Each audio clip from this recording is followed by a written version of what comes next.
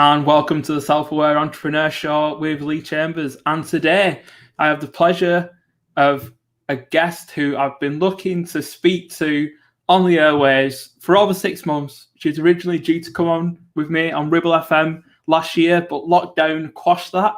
But in all beauty of reality, things will come at a time when they're ready. And I have the pleasure of having with me today Kelly Swingler, CEO of the Chrysalis crew, owner of her own coaching business, and just generally an amazing woman. I'm a big fan, and I don't look up to many people. I'm a bit of an iconoclast. I'm a bit of you shouldn't look to other people for inspiration. You should find it within yourself. But actually, Kelly, the story's just amazing. She is multi-talented, very vocal in a great way, but most importantly, so authentic. So, Kelly, it's been 6 months in the coming, but appreciate you being with me today. No, I'm really excited to see where this conversation can go. Thank you. That was a lovely little intro, wasn't it? Thank you. Oh yeah, and so much better than the typical scripted. And this is what she does. You're sick of that networking. What do you do? Like, shut up. Oh, you've got 60 seconds. So, Kelly, actually, that leads us into the first part. And just tell us a little bit about what you actually currently do. Yeah, so currently I am a coach. So I work with, and I've been thinking about this over the last few months. So during lockdown, I started as a separate coaching business to the Chrysalis crew. So Chrysalis crew is just over 7 years old.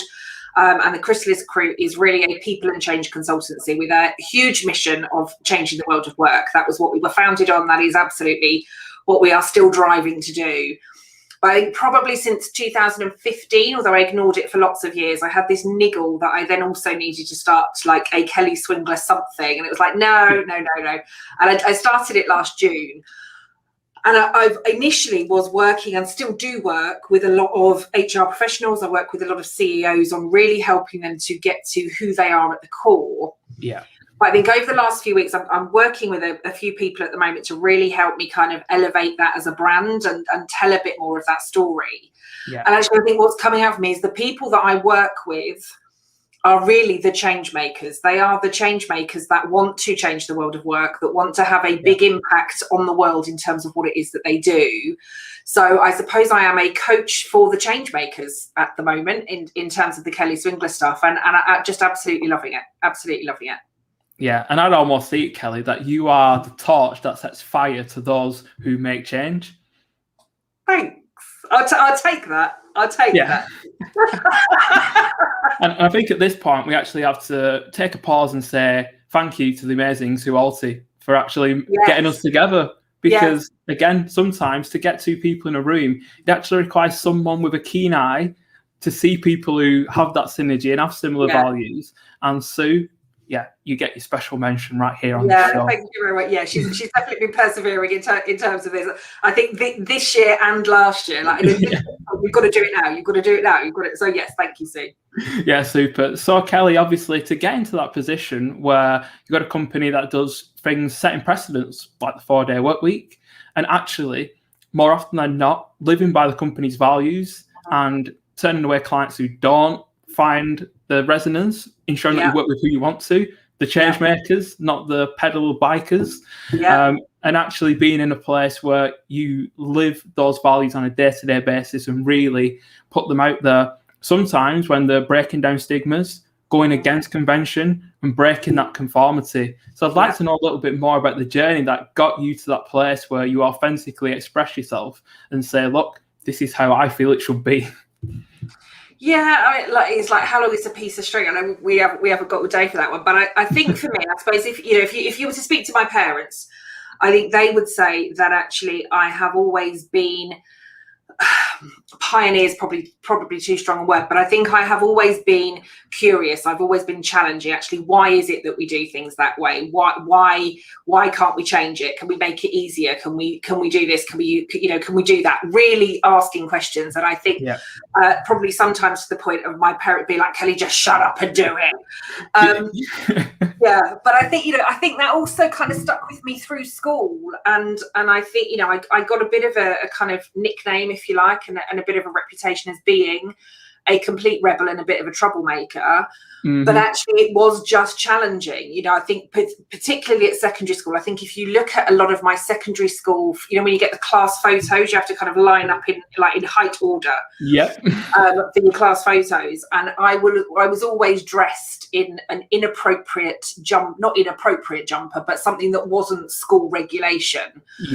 Because, you know, I used to see kids that were getting sent home for not having the right shoes on, for not having the right blouse on, for not having the right whatever. And you know, sometimes that I knew that their parents couldn't afford to get them that. Whereas actually, you know, I was moved up a year at school. I was always in a lot of the top sets. And I suppose from my perspective, I wanted to demonstrate that the colour of my jumper had bugger all to do with my ability to learn in a classroom.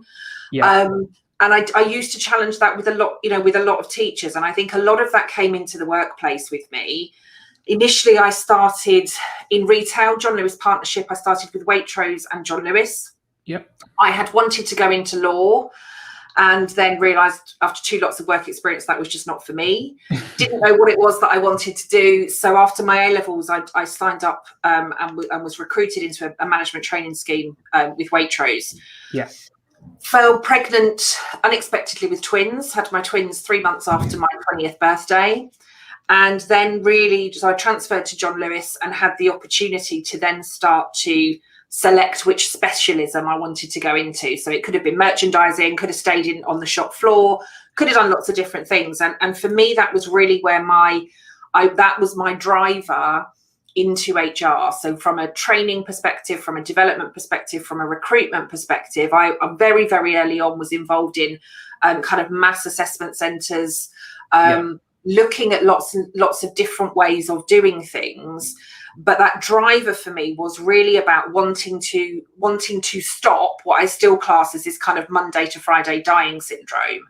I was sick and tired of sitting at the pub or the hairdressers or with friends or family, and every single one of them moaning about their boss, their pay, their job, or whatever else was going on. And I just kind of actually, you know, in HR, I've got an opportunity to change that. I can make the workplaces better. I can stop all of this crap with managers that's going on. And I can start to drive a lot of this change. And that was really the kind of driving force that got me into HR. And I suppose in some respects then for the last 20 odd years, my focus has been on creating better places to work, doing things differently, open communication, open culture, stopping all of the red tape and crap that so many organisations put in place. Like just, I suppose, stripping a lot of that back, going right back to basics, treating people as people, recognizing that it is the people ultimately that make up our businesses, both our customers and our people. And that's been the driving force for me. And then, 7 years ago, left corporate after a huge burnout. I think the culture, the toxic culture that I was in played a big part in that burnout, not just elements of my well-being. And I just got to a point looking at what some other consultancies were doing and just thinking there has to be a more ethical way of doing this. And as a result of that, Chrysalis Crew was born, and 7 and a bit years later, here we are. And that's just a magic story in itself. But what I really want to kind of dig into is, I very much appreciate that curious nature as a child. Like in a very similar way, I got into some really interesting conversations and places, and just as much trouble for continually asking questions. And the real beauty of that is then taking that out into the world as a young adult. You almost get your fire rained on a little bit, because it's not common that someone comes into a relatively junior role and it's like, right, but why is that process like that? I think it should be. And I think to some extent that kind of followed me a lot throughout my internal career. So I think people liked, I'll say this, everybody will be like, no, she's definitely not. But I am an introvert, and I recharge on my own, but I am able to get the best out of people. And that curious streak really does drive me. Sometimes it's draining. And that's why even more I need that kind of alone time to be able to kind of do that recharge. But I think what I always had, interviews, I was headhunted for some of the roles that I went into, and everybody wanted my energy and my enthusiasm and my curiosity. And my creative nature and the fact that I was doing things differently and the fact that I would drive change and champion change and be able to get the best out of people. And then I'd be in the role and so we love the energy, but it needs to be toned down. We love the creativity, but we want to tone it down. We love the ideas, but you need to slow them down. And it was kind of every role then, I think it was like, it was like you were being suffocated that little bit more into this box that we want everybody else to fit into. And kind of this is where, because I remember going to a best companies lunch, so one of the companies that I was head of HR at. Yeah. Number 1 times 100 company. We've done a lot of work to get there, 3-star kind of best business accreditation. Yeah. I remember my CEO asking me to go to one of these best business lunches with him in London.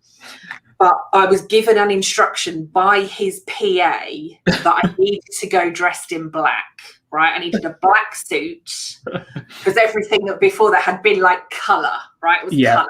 You need to go in a black suit, Kelly. And I was, I did go in a black suit, but I had this bright green neck scarf on with this huge bow.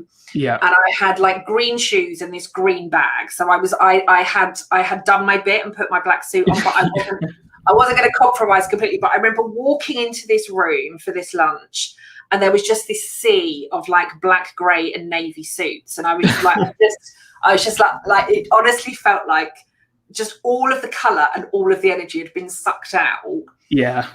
But I did also get a feel that actually for a lot of us that go into some of these positions, that is what happens to us. We get some of that colour sucked out of us because this is the leadership box that you have to fit in and you have to tick. And this is the management box that you have to fit in and we have to tick.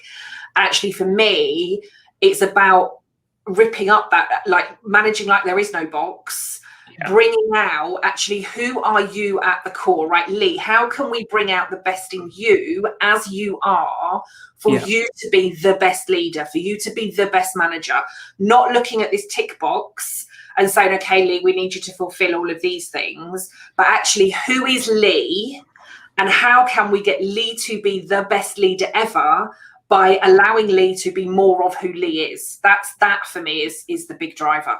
Yeah, and that's absolutely massive because like we know a lot in a lot of places, you almost have to leave the human being at the door. Yeah. And that kind of, you walk in and everyone has the typical coloured suit on, but it almost feels like life's turned your colour off and suddenly everything's black and white and everything's actually quite polar and all those lovely shades of grey in the middle, but they don't make suits in that colour.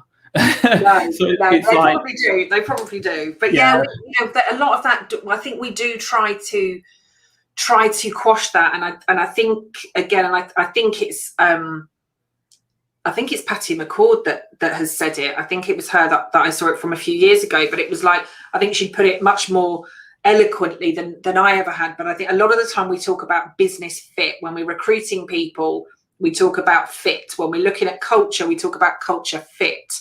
Yeah. And, I don't know about anybody else, but I think actually whether it's an outfit or whether it's, whether it is a person going into an organization, I don't really think we want fit. I don't think you can grow if you're fitting. If you put on a pair of trousers that fit you perfectly, there is no room to grow. There's no maneuver room.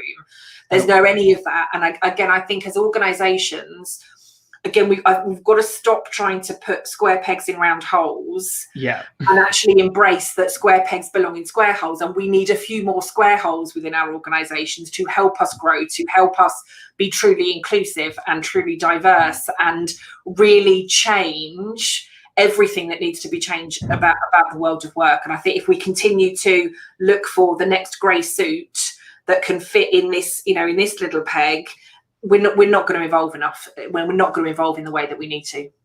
Yeah, and that energy, that appreciation, and just that ability to look slightly differently, break those boundaries outside the box. It's clear, Kelly, that that is what you are, champion, and that's what you do. I just want to take a step back again into your story, and obviously having twins at 20, but still building and elevating that career. And being someone who, relatively young in HR is probably looking at some of these dusty policy booklets and some of these typical PDPs and appraisals that are just, seem to have not changed since your grandparents were alive. And I can imagine that there's probably some challenges in that kind of work-life harmony between being a mother and being a very ambitious worker. So, can you tell me a little bit how you manage those challenges? I probably have to say I don't think I would have been able to do it without the support of my parents and my son's dad. We were married for a number of years, but I do think without the support of them, I don't think I would have necessarily been able to do it. I do remember, particularly because of the age that we were at. So at the time that we had the boys' dad was again on a kind of trainee scheme. Yeah. I was earning more than him, but then obviously we had issues with childcare. He wasn't even driving at the time. He decided that, driving wasn't necessarily a priority for him. So I think he was probably 21, 22 before he started driving. So kind of taking the kids to childminders and all of those sorts of things during the day had, all fell to me. But we had started to get in. I mean, our nursery fees alone were like £800 a month. You've then got, mortgage. We bought our first house. We had mortgage. We had a car. We had bills. We had food. We had everything that needed to go in. And our nursery fees were about £800 a month. And we had started to get into the point of where we were literally spending more than we had coming in every month. And I can remember, like, what can we do? What is available? What could we try to change? And my mum had been in the civil service for years. She was a manager at the job centre before she started working for ACAS. And my mum said to me, go and speak to one of these kind of parental advisors at the job centre. And I was basically told, you got two options. You can resign from your job and wait, I think it was 6 or 9 weeks or something, wait 6 or 9 weeks to get some benefits. Or you could get the sack from your job. And if you got the sack from your job, then you'd get benefits immediately. And I was like, well, basically what you're telling me is the only way that I can get any help whatsoever is if I walk out of my role or get the sack. Like, okay. So I think longer term thinking was just actually, we just got to suck this up. We've got to suck it up. So we got in a huge amount of debt. We continued to work and push. And I think I then was pushing even harder. My career prospects, my job prospects were much better than the boys' dad was. And a lot of my focus went on to my work, my career, ensuring that I was getting, the right salary, pushing. Yeah. And I think as I look back on it now, I have to start, I wouldn't change anything. I think if I changed anything, I wouldn't be where I am today. Yeah. And so I am grateful and appreciative of, I've worked bloody hard to get where I am. And I truly value all of that. But I really wish somebody earlier on in my career had really asked me kind of what it was that I was pushing for, or how can we help you? How can we help you make this a bit easier? Because honestly, between the age of 20 and 30, whilst, between my sons being born and 10 years old, I was really, really struggling. Yeah. Not at work. Like, the work was the easy bit, and I could go into robot mode and I could change, you mentioned performance appraisals. Like, I haven't completed a performance appraisal since 2008. Burnt them as long as, since, probably as when I started burning handbooks, I was burning appraisals. And I knew I wanted to do that differently, but actually in a lot of ways, the work stuff came easy. Yeah. The payoff, if you like, with a lot of that was my own mental health. I think if you had slowed me down, I kind of say it a bit like a wind up toy. Mm-hmm. If it had got to the point where that, that winding had stopped, I would have crashed earlier. I'd have crashed a lot earlier than 2013. Yeah. I kept going. And I know you and I have spoken about this, and I know I speak about this to a lot of other people. I think I would really love for leaders, for HR professionals, for managers, to colleagues, for friends, family, speak to or pay attention to your overperformers. And I don't mean just like those that are doing really, like the overperformers. Speak to them, because in a lot of cases we are overperforming and pushing. Yeah. And we are close to breaking point. And I don't think anybody had noticed that at the time. So I just think pay that attention to your people. Organizations love people like me, you know, that are gonna, it will literally give their right arm and their right leg to continue growing, to continue doing a brilliant job, to be going over and above everything. Like, we love people like me, but what we're not paying enough attention to is the impact that that has on the person. Yeah. And we need to start doing more to recognize that, and then putting the support in the right places. Yeah, and that's something that, you know, I'm incredibly passionate about. And I just want you to kind of dig a little bit deeper into how that, if you've got an employee, for example, who is a bit of a perfectionist, is an overachiever, is kind of effectively overperforming all the time, and is someone who is quite competitive and is looking to continually push themselves, they never appear in the KPIs as someone who might need a little bit of help. No. In fact, sometimes, more often than not, they look like they're the ones who, I can just leave them because they're hitting every target and beyond. Yeah. And I will focus my attention on trying to drive those who appear to not be driving as fast. Yeah. But can you kind of explain to me and our audience a little bit more about how, in a toxic workplace culture, those people can almost toast themselves to a crisp in the pursuit of, you know, performance? Yeah, and I think it actually, in a lot of cases, I think in those toxic cultures, it is a lot easier for those people to continue, because we don't necessarily get feedback. Yeah. We don't really get told that we're doing a good job. We're not being told that we're doing a bad job. We are just kind of left in the middle, and nobody's saying anything. And I get this even with a lot of my coaching clients now. Yeah. It's just like, I just want somebody to give me some kind of feedback. It's like, are you asking for it? Yeah, I've started asking, and I just get, well, you know, you're doing a really great job. Like, that's not helpful. Yeah. And we do get left. So I do think the starting point is speak to those people. Don't assume that they are okay. And they may well be okay. They may absolutely be okay. I am never going to be somebody that works at 10 miles an hour. I'm always going to be going at 200, maybe, you know, I've been up to 500, I think, in the past. But I'm always going to be going, I'm always going to be fast. That's part of my makeup. And I'm always looking for that next thing. But I've stopped doing that now. Whereas I've stopped doing it for, I think I've stopped doing it for the same reasons. I think doing it whilst I was doing it was because I did want to prove that I was good enough. I wanted to prove that I could do it. After having my sons, the amount of people that said to me, you cannot continue with your career, and you cannot, you know, you cannot be, you know, you won't be a young mum and progress your career. And I think part of that driver for me was, I will bloody well show you that I can do it. Yeah. And I did it. If you tell me I can't do something, I will show you that I can. But really, there was no check-in. Yeah. There was none of that. And I think the starting point has to be understanding what is causing that for some of our people. A lot of that for me was that kind of, I suppose we call it now imposter syndrome, but genuinely thinking I was going to get caught out. I wasn't good enough. I wasn't qualified enough. I didn't have enough experience. I didn't have all of these things. And I sit back and look at it now and think, bloody hell, like, some people would give their right arm to have what you had at the time and what you were doing. Yeah. But I still didn't have that realization of, actually, I'm good at what I'm doing. And this is the reason that I'm doing it. It was always to prove.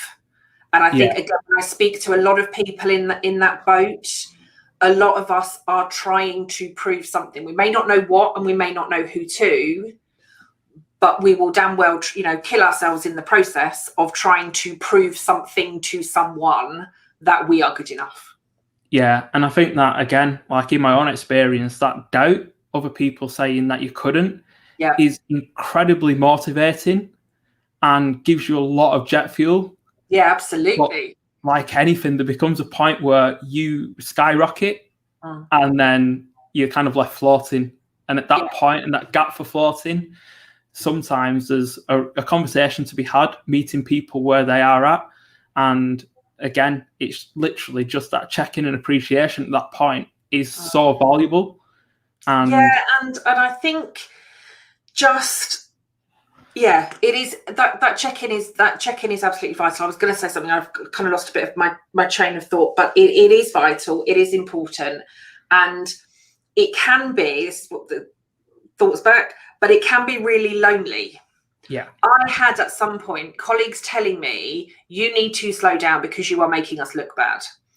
I had colleagues that would stop inviting me to meetings because, you know, of my pace, of my ideas. We don't want Kelly stealing that. And I never stole the limelight, but it was like, if we get Kelly involved, it won't be our idea. Like, we want to show that we can do this. So I did have colleagues telling me, slow down, you're making us look bad. I had colleagues that would stop inviting me to stuff. I've had all of that throughout my career, and that can make it quite lonely and quite isolating. Yeah. And I think, again, in some respects, like the better you get, the more senior you get, more people want to compete with you. I'm not a competitor. I want to collaborate. I don't care if you're doing exactly the same as me or something similar to me. I genuinely want to collaborate. How can we change the world, work together? Whereas even now, no, we're going to do it my way.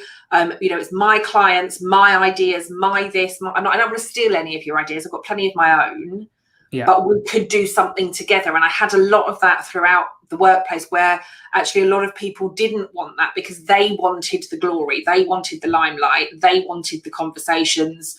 And a lot of the times they would get a lot of the credit because I was just doing what I was doing and wasn't going, hi, can I have some feedback, please? And can somebody have a gold star?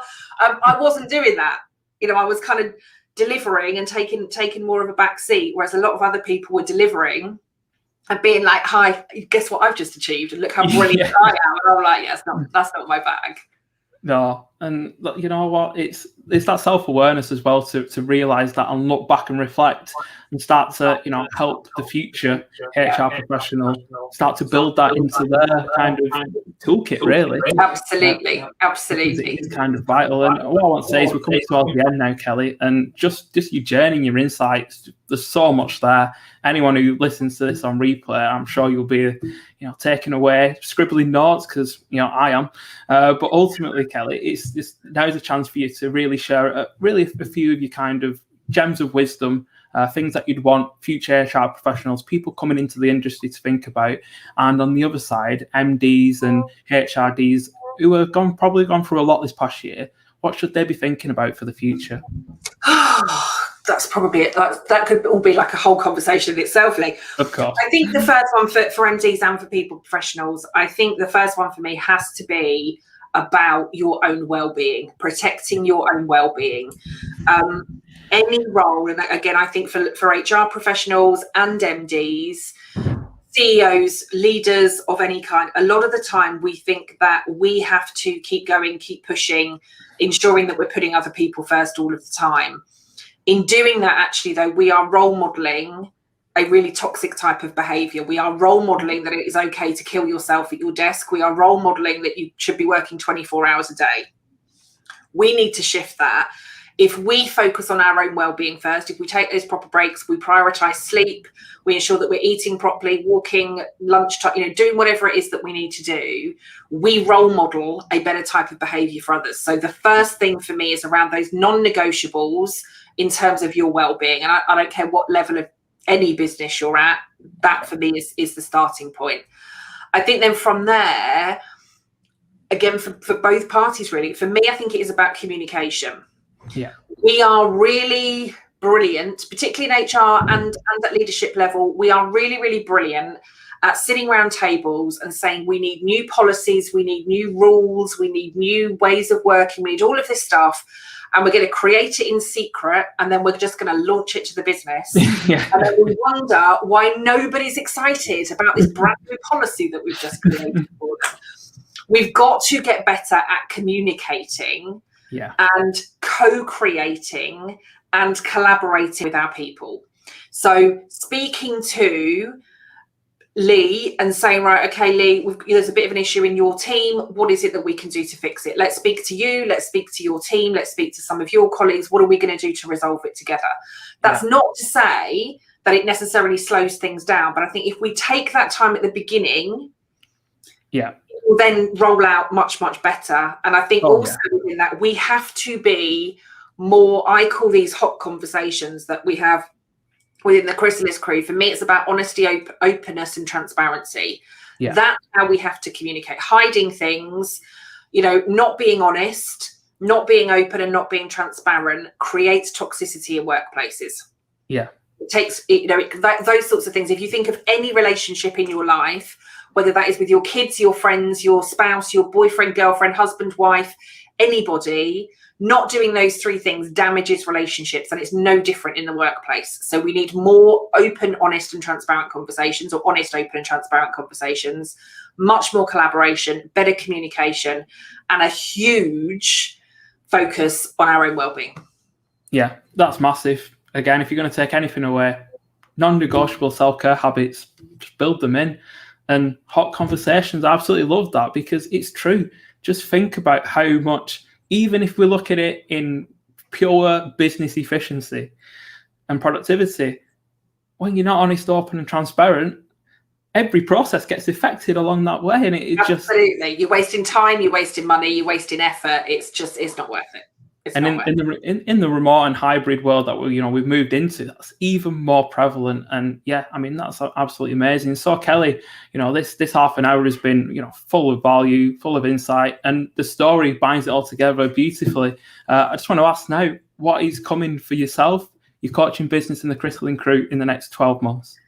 Oh, wait, again, how long have you got? I think for Chrysalis crew, we'll just continue to grow. We will continue to do what we're doing. Huge focus at the moment, again, on well-being for HR professionals. Yeah. We recognise, and have done for years, that the well-being of HR ultimately has a bigger, massive impact on the well-being across every single organisation. So we're continuing to support HR professionals through that, and obviously we'll continue to grow. Similarly, again, with my coaching stuff, as I said, I'm going through an exciting rebrand at the moment, working with some amazing women to really help to tell that story a little bit more and bring out a bit more of my energy in terms of what that's going to look like. There are, dare I say it, 5 books that are on the horizon, and will be coming out as kind of 5-book series that will be coming out. I won't share too much information on any of those, but there is a 5-book series that will come out, and 2 of those books will then have some kind of online courses and resources that will be attached to them, so you can take some of that learning a bit more deep. And I'm hoping when the world allows, that I'll get back to some of my volunteering stuff for Hope for Justice over in kind of Cambodia and Uganda. And be able to get some of those trips back in again. So I'm hoping something will happen, at least if not in the next 12 months, then at the end of the next 12 months, I'll be jetting over to do some more volunteering stuff over there. So that'd be great. Yeah. What can we say? 5 books, wellbeing help for HR, volunteering, traveling the world, breaking down barriers, setting an example, sharing stories. How do you have the energy to do that, Kelly? I prioritise my well-being. Exactly, that's the right answer.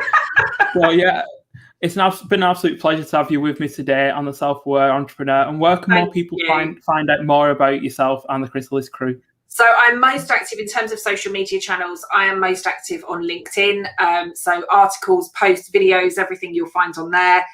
Chrysalis crew, you can head over to thechrysaliscrew.com. And if you want to find much more about me, then kellyswingler.com.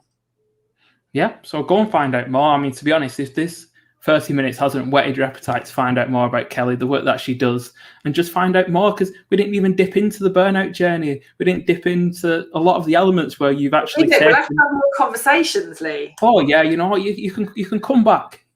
We'll have a part 2. We can talk about some of the boundaries that you've smashed and some of the barriers that you've burnt down over the years. Awesome. So yeah, thank you for joining me this afternoon. Thank you to the audience for joining me. Appreciate your time, very valuable. And yeah, we'll be back on the Self-Aware Entrepreneur next Wednesday. And until then, thank you to Kelly, and thank you to all for joining me. Wonderful. Thanks for having me, Lee. Take care. Have a great rest of the day, everybody.